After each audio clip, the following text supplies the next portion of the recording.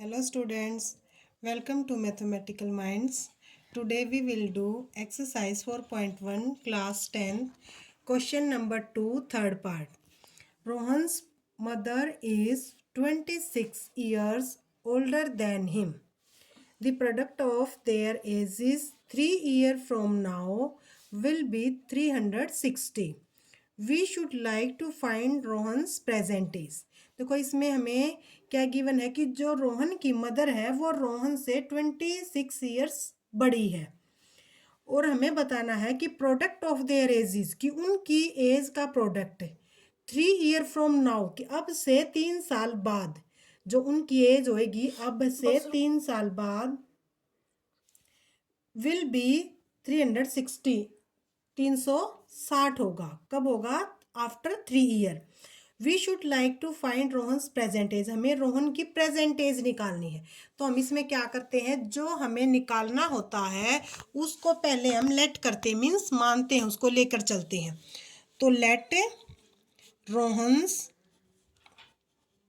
Present as भी क्या मान ली हमने? एक्स ईयर्स मान ली, एक्स ईयर मान ली। ओके, रोहन की हमने प्रेजेंट एज मान ली एक्स ईयर्स है। और अकॉर्डिंग टू क्वेश्चन क्या है कि जो रोहन की मदर है वो 26 ईयर्स ओल्डर देन हिम, उससे 26 ईयर ज़्यादा है। It means let Rohan's mother Rohan's mother age be. तो रोहन्स की मदर क्या हो जाएगी? जो रोहन की है उससे 26 ईयर ज़्यादा मीन्स एक्स प्लस 26, ये होगी उसकी मदर की एज।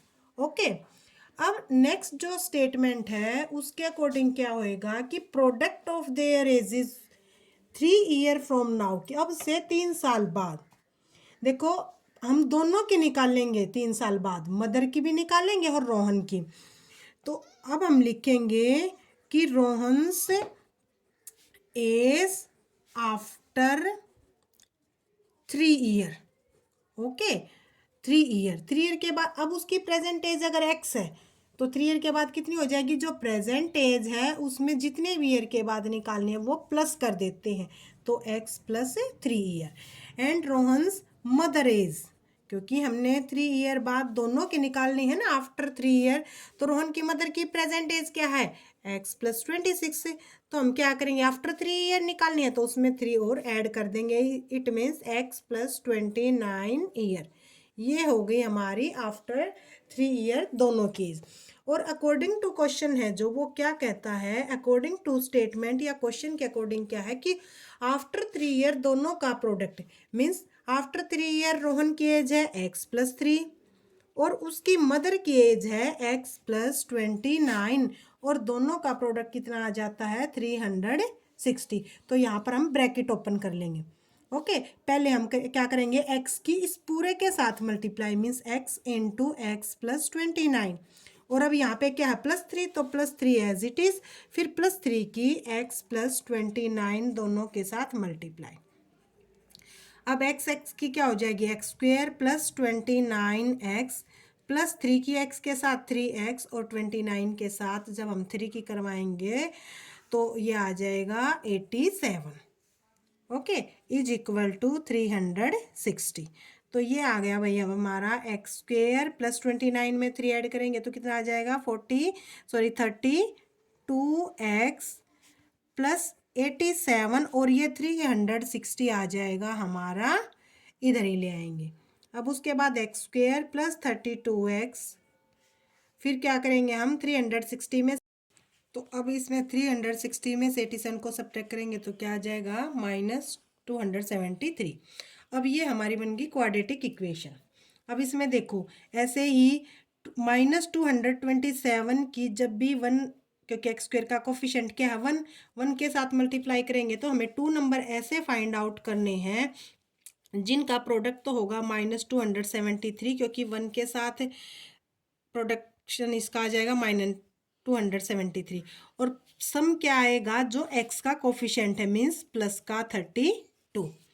तो जब भी हम देखेंगे तो हमारे 2 नंबर्स आ जाएंगे 39 प्लस का एंड 7 माइनस का, क्योंकि 39 में से देखो 7 को सब्ट्रैक्ट करेंगे तो क्या आ जाएगा, प्लस का 32 आ जाएगा, और जब हम मल्टीप्लाई करेंगे तो माइनस का 273 आ जाएगा।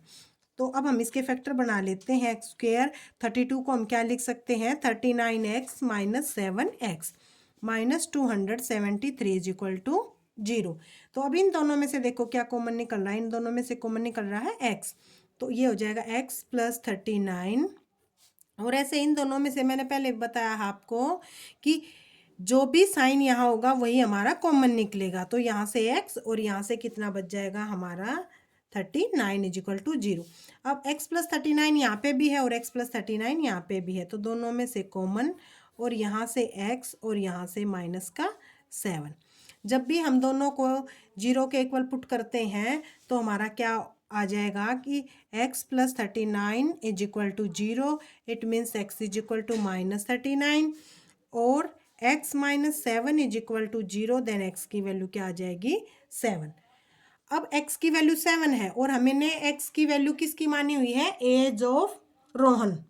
ओके, और क्वेश्चन में भी क्या पूछा गया है, we should like to find out Rohan's present age, तो देन क्या हो गया हमारा, the Rohan's present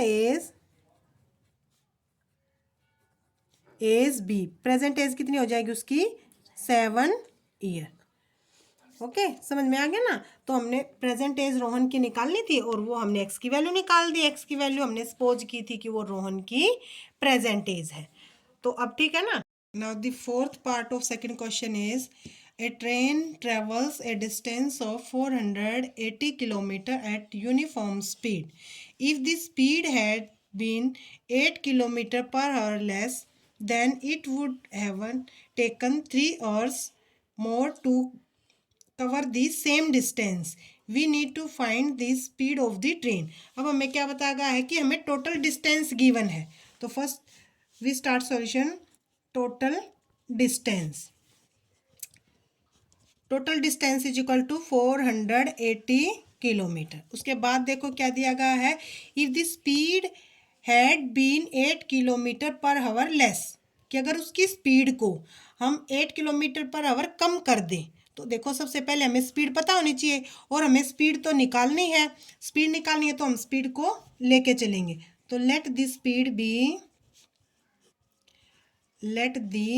speed B हमने मान लिया स्पीड हमारी x किलोमीटर पर आवर के हिसाब से है। और अब उन्होंने क्या कहा है कि अगर हम स्पीड को 8 किलोमीटर पर आवर कम कर दें तो जो ट्रेन है it would have taken 3 hours मोर। अगर देखो आपको भी पता है अगर हम स्पीड कम करेंगे तो ऑटोमेटिकली टाइम ट्रेन ज़्यादा लेगी सेम डिस्टेंस को कवर करने में। तो अकॉर्डिंग टू क्वेश्चन क्या कह रहे हैं, तो न्यू स्पीड हमारी देखो क्या हो जाएगी, अगर ये कह रहा है न्यू स्पीड हम क्या कर दें, x किलोमीटर पर आवर के हिसाब से कम कर दें 8 किलोमीटर, पहले x किलोमीटर पर आवर है, अगर उसमें से हम 8 को सब्ट्रैक्ट करते हैं मीन्स 8 किलोमीटर कम कर देते हैं तो हमारा जो टाइम है वो 3 आवर्स ज़्यादा ले लेता है। अब सबसे पहले हमें ये पता होना चाहिए कि टाइम, स्पीड और डिस्टेंस के अंदर क्या रिलेशन होता है। तो टाइम, स्पीड और डिस्टेंस के अंदर क्या होता है, टाइम होता है हमारा distance upon speed. Okay, first हम निकाल लेंगे टाइम t1। तो t1 जब हमारा डिस्टेंस है 480 किलोमीटर और स्पीड है हमारी x। अब सेकंड में क्या है, t2 टाइम, कब लिया ये टाइम, जब डिस्टेंस हमारा सेम था लेकिन जो स्पीड है वो हमारी 8 किलोमीटर पर आवर के हिसाब से कम कर दी गई है। ओके, तो अब अकॉर्डिंग टू क्वेश्चन क्या कहता है ये कि अगर स्पीड हम कम करते हैं तो हमारा टाइम 3 आवर्स ज़्यादा लिया जाता है, कि जो 480 अपॉन एक्स है वो 480 अपॉन एक्स माइनस 8, ये दोनों स्पीड कब इक्वल होंगी, जब ये टाइम 3 इसमें हम 3 आवर्स और ज़्यादा ऐड कर दें। क्यों? क्योंकि स्पीड को कम करने के बाद ये 3 घंटे ज़्यादा समय लेता है। तो अगर हम इसके अंदर 3 ऐड कर देते हैं तो हमारा जो टाइम है दोनों का इक्वल हो जाएगा। ओके, तो अब हम क्या करेंगे, 480 अपॉन एक्स माइनस 8 और इस वाले को भी उधर ही ले जाएंगे। 480 अपॉन एक्स और इक्वल टू हो जाएगा हमारा 3 के इक्वल। तो अब हम एलसीएम लेंगे, x इंटू एक्स माइनस 8। जब हम इसको इससे डिवाइड करते हैं तो ये कट ऑफ हो जाएगा और हमारा बच जाएगा नीचे x। फिर x की हम 480 के साथ मल्टीप्लाई करेंगे तो 480x। ऐसे ही जब हम x को इससे डिवाइड करेंगे तो x से x कैंसिल आउट हो जाएगा, हमारा बच जाएगा x माइनस 8। x माइनस 8 की जब हम 480 के साथ मल्टीप्लाई करवाएंगे तो 480x और माइनस प्लस और इसकी मल्टीप्लिकेशन आ जाएगी हमारी 3840 इज इक्वल टू 3।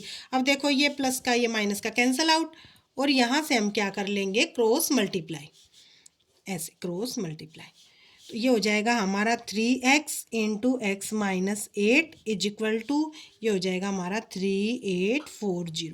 अब देखो पहले इधर भी यहाँ से कॉमन लेके हम दोनों साइड 3 से डिवाइड कर देते, divide by 3 on both side, तो ये हो जाएगा x इंटू एक्स माइनस 8 और ये हो जाएगा हमारा भाई 3840 बाय 3। तो ये ओपन कर लो bracket, x square minus 8x और ये जब इससे कटने के बाद आ जाएगा हमारा 1280, 1280। अब पूरे को इधर ले आओ, x square minus 8x minus 1280 is equal to 0। अब ये हमारी क्या बन गई, क्वाड्रेटिक इक्वेशन। तो क्वाड्रेटिक इक्वेशन अगर वही हम इसके साथ एक्स कोफिशिएंट के साथ मल्टीप्लाई करवा देंगे, यहाँ पर क्या है 1 है, तो हमारा अब हम वही 2 नंबर ऐसे फाइंड आउट करेंगे कि प्रोडक्ट हो जाए हमारा -1208 और सम हो जाए जो एक्स का कोफिशिएंट है मीन्स -8। अब देखो जब भी 2 नंबर ऐसे हों जिनका प्रोडक्ट भी माइनस में आए और सम भी माइनस में आए तो हमें याद रखना है दोनों नंबर, एक नंबर प्लस का होएगा और एक नंबर माइनस का। और अब ये चेक करो कि भाई बड़ा कौन सा होएगा, बड़ा वही नंबर होएगा जिसका यहाँ पे साइन है, मीन्स जो हमारा सम है। यहाँ पे हमारा सम माइनस का है तो क्या हो जाएगा, प्लस का हमारा स्मॉलर नंबर हो जाएगा और ग्रेटर नंबर है वो हमारा माइनस का।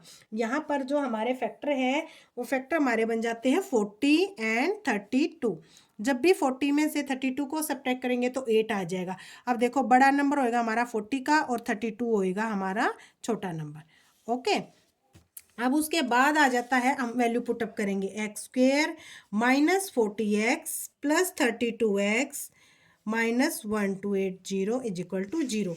अब इन दोनों में से हम x को कॉमन, x माइनस 40 एंड 32 यहाँ से कॉमन भाई और x माइनस 40। अब देखो जब भी आपके कॉमन निकालने के बाद यहाँ पर वैल्यू सेम आ जाए इसका मतलब क्या है कि आपके जो फैक्टर है वो बिल्कुल ठीक है। तो x माइनस 40 और यहाँ पर कॉमन निकाल लिया हमने, यहाँ पे बच गया हमारा x प्लस 32। अब यहाँ से जब इसको इक्वल टू 0 पुट करेंगे देखो तो x की वैल्यू हमारी 40 आ जाएगी और जब यहाँ पर x की वैल्यू 0 के इक्वल पुट करेंगे तो x की वैल्यू माइनस 32 आ गई और यहाँ पर x की वैल्यू 40।